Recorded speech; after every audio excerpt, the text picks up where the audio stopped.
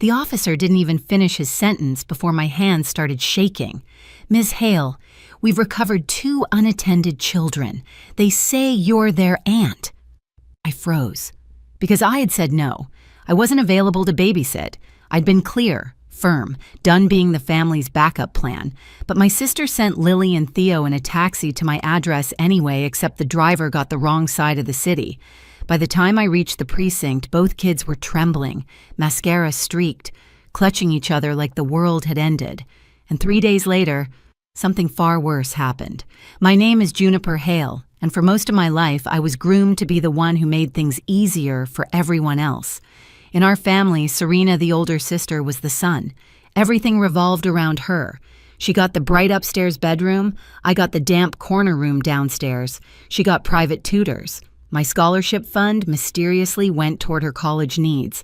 And every time I asked why my mother Eleanor would sigh like I was being dramatic, "Families sacrifice Juniper. Be understanding." Understanding became my whole personality. It didn't matter that I built a life of my own in the city, working as a financial analyst, keeping a small apartment on a quiet street near the river, building routines that made sense to me. In my family's eyes, I was still the one who should bend. The only exception, the only part of my family that ever felt uncomplicated was Lily and Theo. They were Serena's kids, but somehow they became mine in all the ways that mattered. Lily with her quiet, too-old eyes. Theo with the way he clung to my hand like he trusted me more than gravity. Whenever they visited, I would kneel to their level tie, shoelaces, warm soup, read stories. They looked at me the way no one else in my family ever had, like I was safe. Maybe that's why it hurt so much watching Serena treat them like accessories to her lifestyle, dropping them off last minute so she could disappear to a spa weekend or a wine tasting. She'd text me with an hour's notice, sometimes less. "Be a good aunt. Don't make this complicated. You know Mark's busy." And most of the time I rearranged everything, canceled dinners, postponed errands, stayed awake late to finish work after they fell asleep. But this year, something in me shifted. The exhaustion wasn't just physical anymore.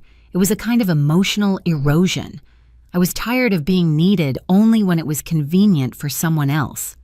So when Serena called on a Thursday afternoon, while I was in the middle of prepping for a conference I'd been planning for months, I said no. Calmly, rationally, like an adult. "Find another sitter, Serena. I'm not available this weekend." There was a full second of silence on her end before she hissed, "You're selfish." You know that? Then she hung up. For the first time in my life, I didn't chase after her. I didn't apologize. I didn't soften the boundary. And yet through that strange quiet afterward, something unsettled crawled inside me. I couldn't name it, but it sat at the base of my spine like a warning. In my family, no was never an answer Serena accepted. She heard it as a challenge, an insult. I just didn't know how far she'd go to prove she still had control. The weekend arrived colder than expected, the kind of crisp morning where the city feels half awake wrapped in a thin layer of fog. I brewed coffee, opened my laptop, and reviewed my slides for the conference. It should have been a normal Saturday, quiet, purposeful mine. At least that's what I thought. Across town, Serena was packing for her weekend getaway. I wouldn't know the details until much later, but I can picture it now, her tossing dresses into a suitcase, rushing through the house, while Lily hovered in the hallway, clutching her backpack. "Are we going to Aunt June's?" Lily asked. Serena barely looked at her. "Yes, she'll be there." "But," she said, "get in the car, Lily." Theo, still half asleep, tugged his dinosaur plush against his chest as Serena ushered them into a taxi. She scribbled my street name on a folded piece of paper, just the name, nothing else. No building number, no cross street, no indication it was the west side of the city, not the east.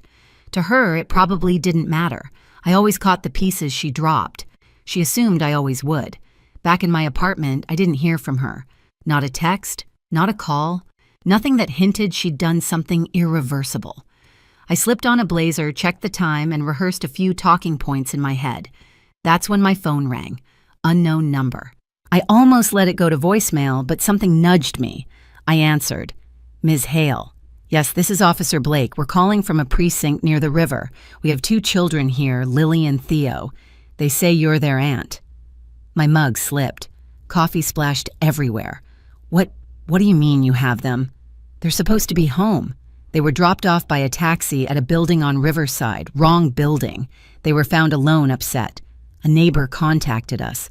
I couldn't hear the rest over the pounding in my ears. I grabbed my keys, barely remembering to lock the door. The taxi ride felt endless. Every red light was a punishment. Every turn made my lungs tighter. All I could think was, they're alone. They're scared. She did this to them. She did this because of me. When I reached the station, the world tunneled. A small room, buzzing fluorescent lights, gray walls, and two tiny figures huddled on a bench. Lily's face was streaked with tears. Theo's hands shook as he clung to his dinosaur. When they saw me, both shot up and ran into my arms. Their bodies were trembling so violently it rattled my bones. Aunt June Lily cried, burying her face in my shoulder. We didn't know where to go. The building didn't have your door. Theo hiccuped. The driver left. I wrapped them both in my coat, heart, splitting in ways I didn't know it could. Officer Blake stepped forward with a clipboard. They were found on a sidewalk for at least 20 minutes before the neighbor intervened. This situation may qualify as child endangerment. We'll need your statement. My phone buzzed Serena calling. I didn't answer. When it buzzed again, Officer Blake nodded. You should take that. I put it on speaker. Serena's voice exploded through the room. Where are my kids? The taxi driver said he dropped them off hours ago. My throat burned. Serena, you wrote the wrong address. You sent them to the wrong side of the city. A beat of stunned silence. What? No, you were supposed to be there. This is your fault, Juniper officer.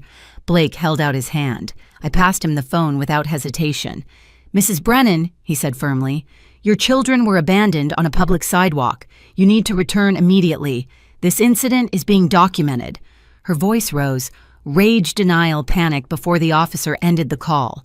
I looked down at Lily and Theo clutching me like they were trying to anchor themselves back into safety. And in that moment, something inside me settled, a line drawn cleanly.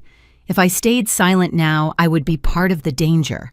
Everything that came after CPS reports hearings, family implosions started with that realization. And it would only get worse from here. The next 48 hours felt like living inside a storm cloud, low pressure, no air, everything humming with a quiet, constant threat. Ms. Caldwell from CPS called first. Her voice was calm, practiced, the kind of tone that only comes from years of watching families unravel. We're opening an assessment regarding Lily and Theo, she said. We'll need to interview you, their father, and their mother. I agreed immediately. There was nothing to hide. Mark called next. I expected anger, maybe bitterness. He'd always believed Serena's stories about me. Instead, his voice was tight, horrified. She told me you confirmed you could watch them. She said everything was arranged. I told her no, Mark. Clearly, repeatedly. A long silence. Then we're coming back to the city. I want to see the police report. While Mark booked the earliest flight home, my family turned on me like it was choreographed. Eleanor called her voice sharp enough to cut glass. How could you do this to your sister, CPS police? Do you want to destroy her? She sent her children alone in a taxi to the wrong side of the city, I said quietly. This isn't about her. It's about them. Don't twist it. You've always been jealous of Serena. You finally found your chance. I hung up before the old instinct to defend myself could come back. Aunt Marion left a voicemail. Next family handles family matters inside the family. But this wasn't a family matter. This was child safety.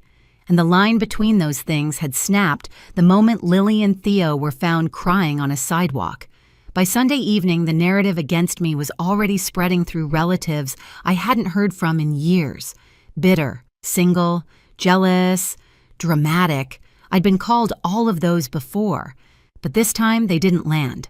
I knew exactly who I was protecting. When Mark arrived at my apartment that night, he looked shaken. I saw the report, he said, and the statements. Juniper, thank you. They could have been hurt, or worse. He asked for my help gathering texts, timestamps, call histories. Every message from Serena demanding childcare with no notice. Every screenshot where I said no. Every time she tried to guilt me anyway. This isn't a one-time mistake, he said quietly. It's a pattern. Monday morning, Ms. Foster Mark's attorney called me in for a meeting. She was composed, razor-sharp, and frighteningly efficient. "We'll be requesting temporary custody," she said. "Your testimony is crucial. This case will move quickly." My stomach twisted not from fear, but from the realization of what that meant. Serena would come for me. Eleanor would tear me apart. The family would split straight down the middle. Ms. Foster seemed to read my hesitation. "You're not doing this to your sister," she said softly. "You're doing this for those children." That night, sitting alone in my apartment, I finally allowed myself to feel the quiet collapse of a lifetime role: dutiful daughter, agreeable sister, the one who patched holes and smoothed things over. That Juniper was gone, and in her place stood someone who would not look away again. The real fight was only beginning. 3 days after the police found Lily and Theo, my phone rang again, this time from Ms. Foster. Her voice carried the sharpness of a blade. "Juniper, the petition is filed. Mark is seeking emergency custody. Serena will be served today." The call that destroyed her. That's what I would later call it. Because the moment Serena realized this wasn't a family argument, this was the law, her entire world collapsed. Serena called me 30 seconds later, voice jagged and feral. "How dare you? How dare you do this to me, June?" "You did this to yourself," I said, forcing my tone level. "I left them with a driver." "People do that all the time. You left them on the wrong side of the city, alone, crying. You're dramatic. This is your fault if you'd watched them." "No," I cut in. "If you had acted like a mother, none of this would have happened." She screamed until the line went dead. Ms. Foster called back. "Don't engage with her anymore. Everything goes through legal channels now." And just like that, the real battle began.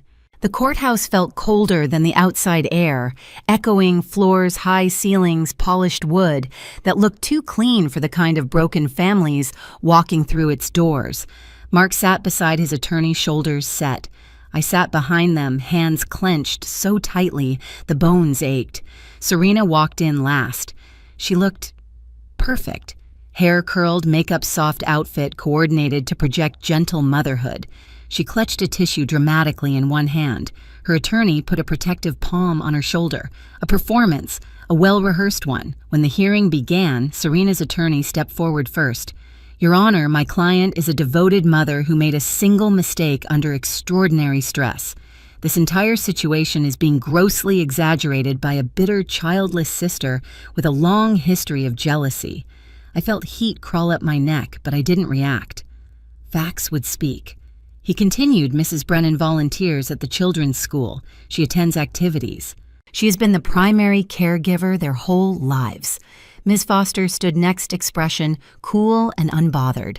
"Your Honor, we have law enforcement reports, CPS documentation, eyewitness statements, and a pattern of neglect extending far beyond this incident."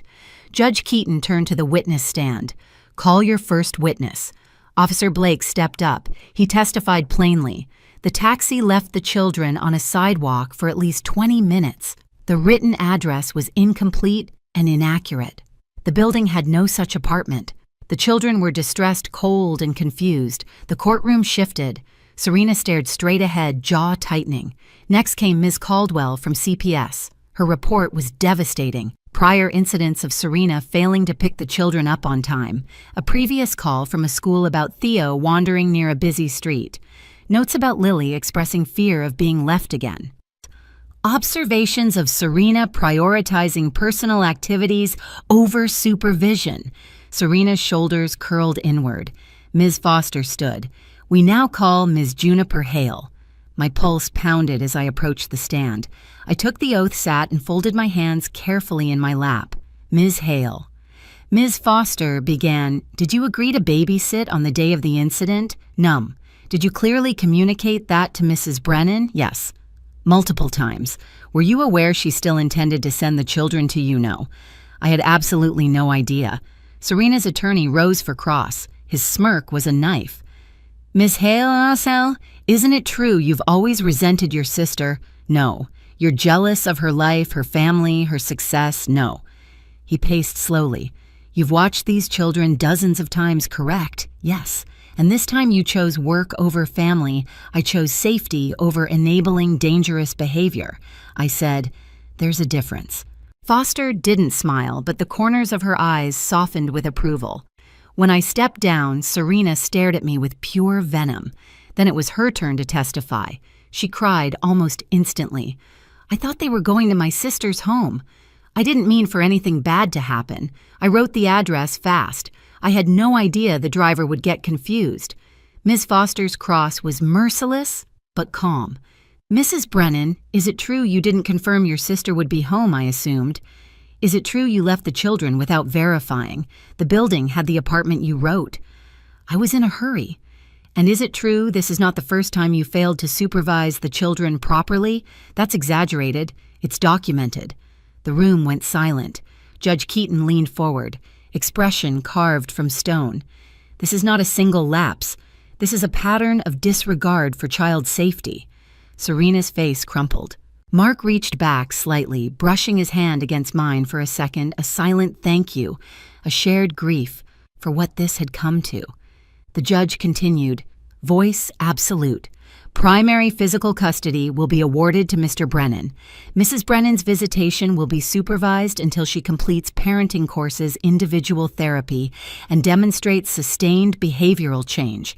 Serena let out a sound between a gasp and a sob. When court adjourned, she stormed down the hallway toward me. You ruined my life, she hissed. I looked at her calmly. You nearly ruined theirs. Her face twisted, but she had no words left. For the first time, Serena realized she couldn't spin this into a story where she was the victim. And I realized the same thing. I wasn't the family's shadow anymore. I wasn't the backup plan. I wasn't the one who swallowed every injustice. I was the one who finally protected Lily and Theo in a way no one ever protected me. And nothing would ever be the same. Life didn't calm down overnight, but the air around all of us finally felt breathable. Mark set up a structured routine at his apartment, homework charts on the fridge, regular dinners, early bedtimes. Lily's nightmares stopped after a few weeks. Theo started sleeping without the hallway light on. Helen and George welcomed me into their home like I'd always been family, thanking me in ways that made my throat ache. Even my boss, Ms. Ramirez, pulled me aside one morning. Take whatever time you need, she said. You protected those kids. That matters. Serena attended her supervised visits, usually distracted, usually defensive. Therapy notes said she was present physically, detached, emotionally. I stopped waiting for her to change. I had lost the version of a family I once begged for, but I gained something steadier, a chosen family built on respect, boundaries, and safety. And watching Lily and Theo finally exhale, it made every battle worth it. Looking back, everything shifted the moment I said no. Serena sent the kids in a taxi, the driver got the wrong side of the city, and 3 days later came the call that unraveled her story completely. But protecting Lily and Theo was worth every fracture that followed. If this story resonated with you, share your thoughts below and subscribe so you don't miss the next one.